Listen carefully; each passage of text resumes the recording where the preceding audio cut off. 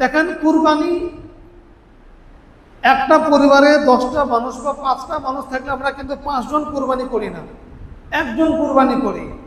কিংবা গ্রামে 5000 মানুষ আছে, খুব বেশি হলে পারে 500 মানুষ কুরবানি করি, 100 মানুষ কুরবানি করি।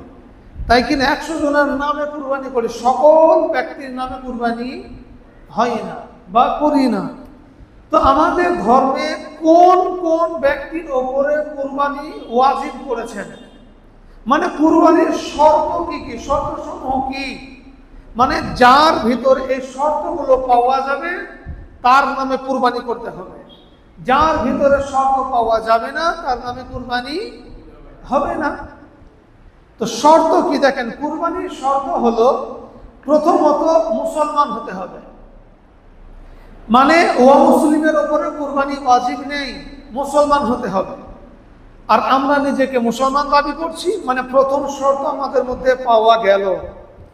দ্বিতীয় শর্ত মুকিম হতে হবে, মানে স্থায়ী হতে হবে, স্থায়ী বাসিন্দা। মুসাফির ব্যক্তির উপরে কুরবানি ওয়াজিব নেই, দুটো পাওয়া গেল।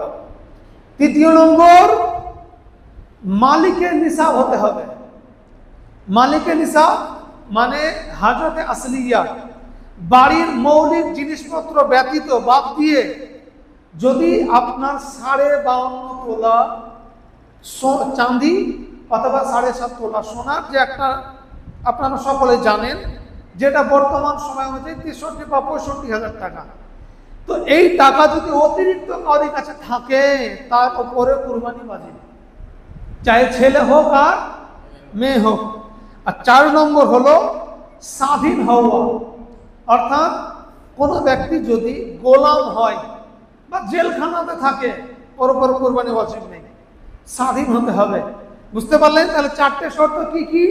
মুসলমান হতে হবে, মুকিম মানে স্থায়ী বাসিন্দা হতে হবে, মালিকে নিসাব হতে হবে এবং